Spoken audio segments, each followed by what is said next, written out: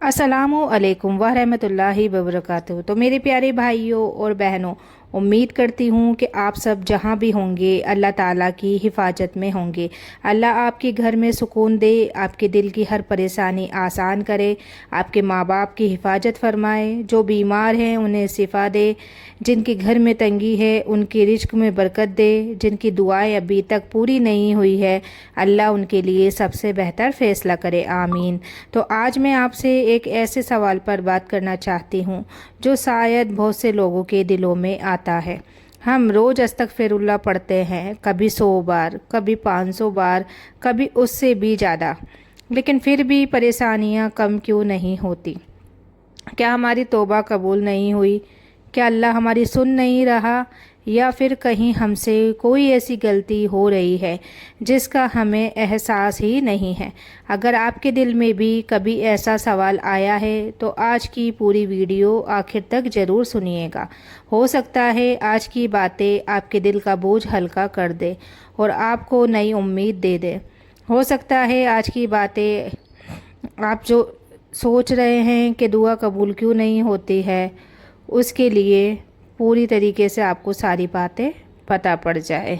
तो सबसे पहले मैं आप सबसे एक छोटी सी गुजारिश करना चाहती हूँ। अगर आपको इस वीडियो की बातें अच्छी लगे तो इसे अपने घर वाले, दोस्तों और उन लोगों तक ज़रूर पहुँचाइएगा जो इस वक्त किसी परेशानी से गुजर रहे हों। हो सकता है आपकी वजह से किसी का दिल फिर से अल्लाह की तरफ लौट आए।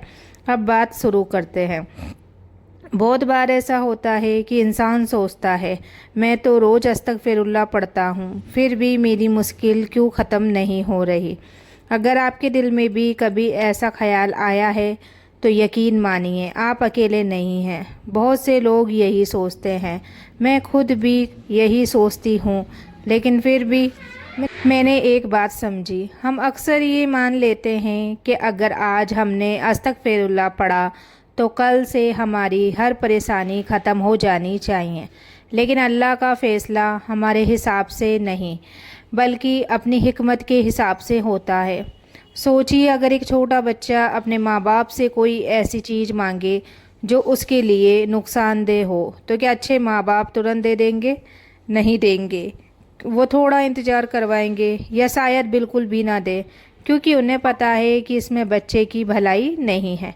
ठीक इसी तरह अल्लाह हमसे 70 माओं से भी ज़्यादा मोहब्बत करता है।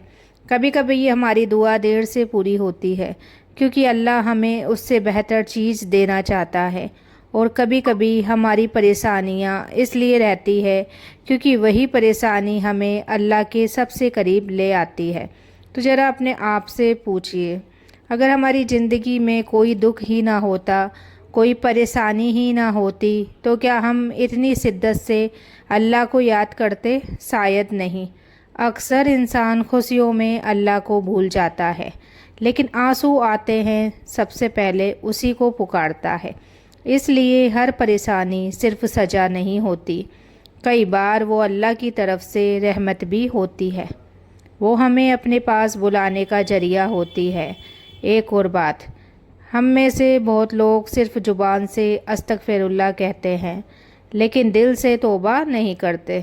ज़रा सोचिए, अगर हम किसी का दिल दुखाएं, फिर सिर्फ एक शब्द बोल दें लेकिन अपनी गलती दोबारा करते रहें, तो क्या सामने वाला हमारी माफ़ी पर भरोसा करेगा? अल्लाह तो सबसे ज़्यादा रहम करने वाला है, लेकिन सच्ची तौबा का मतलब सिर्फ शब्द कहना नहीं है। सच्ची तौबा का मतलब है दिल से अपनी गलती मानना, उस पर शर्मिंदा होना और पूरी कोशिश करना कि वही गुनाह दोबारा ना हो। अगर गलती फिर भी हो जाए तो मायूस मत होना, फिर से अल्लाह के सामने झुक जाना, क्योंकि अल्लाह उन लोगों को पसंद करता है जो बार बार उनकी तरफ लौटते हैं। यही तो हमारे रब की सबसे बड़ी रहमत है। कोई इंसान कितना भी गुनहगार क्यों ना हो, अगर वो सच्चे दिल से लौट आए तो अल्लाह की रहमत उसके गुनाहों से कहीं ज़्यादा बड़ी है। लेकिन एक बात हमेशा याद रखिए, शैतान चाहता है कि इंसान गुनाह करे, और जब गुनाह कर ले तो उसे ये महसूस कराए कि अब तुम्हारी तौबा कबूल नहीं होगी, अब अल्लाह तुम्हें कभी माफ़ नहीं करेगा, अब तुम बहुत दूर निकल चुके हो। اگر کبھی آپ کے دل میں بھی ایسا خیال آئے تو اسی وقت سمجھ جائیے کہ یہ اللہ کی آواز نہیں بلکہ شیطان کا دھوکہ ہے۔ ہمارا رب تو اتنا رحم کرنے والا ہے کہ وہ اپنے بندے کے لوٹنے کا انتظار کرتا ہے۔ اس لیے کبھی یہ مت سوچو کہ اب بہت دیر ہو گئی۔ جب تک سانس چل رہی ہے تب تک توبہ کا دروازہ کھلا ہے۔ ایک اور بات میں اپنے دل سے کہنا چاہتی ہوں۔ آج کل بہت لوگ سوشل میڈیا پر دیکھ کر کہتے ہیں میں نے 7 دن استغفر اللہ پڑھا اور میری زندگی بدل گئی۔ کوئی کہتا ہے میں نے 40 دن پڑھا اور میری ہر دعا پوری ہو گئی۔ ایسی باتیں سن کر کئی لوگ بھی شروع کر دیتے ہیں، لیکن جب ان کی زندگی میں ترنت کوئی بدلاؤ نہیں آتا تو ان کا دل ٹوٹ جاتا ہے۔ تو میرے پیارے بھائیوں اور بہنوں، اللہ کی عبادت کوئی سودا نہیں ہے۔ یہ نہیں کہ ہم نے آج 100 بار استغفر اللہ پڑھا اور بدلے میں کل ہماری پریشانی ختم ہو جائے گی۔ ہم اللہ کی عبادت اس لیے کرتے ہیں کیونکہ وہ ہمارا رب ہے اور ہم ان کے بندے ہیں۔ اگر انہوں نے ترنت دے دیا تب بھی شکر، اگر دیر سے دیا تب بھی شکر، اور اگر ہماری چاہی ہوئی چیز نہ دے کر اس سے بہتر دے دیا تب بھی شکر۔ یہی سچا ایمان ہے۔ ذرا سوچئے، کئی بار ہم جس چیز کے لیے رو رہے ہوتے ہیں کچھ مہینوں بعد خود کہتے ہیں کہ اچھا ہوا اللہ نے وہ چیز مجھے نہیں دی، کیونکہ بعد میں سمجھ آتا ہے کہ اس میں ہماری بھلائی نہیں تھی۔ اللہ شروعات سے ہی ہماری پوری زندگی جانتا ہے۔ ہم صرف آج دیکھتے ہیں، لیکن اللہ ہمارا آنے والا کل بھی جانتا ہے۔ اس لیے اس کا ہر فیصلہ ہماری سمجھ سے بڑا ہوتا ہے۔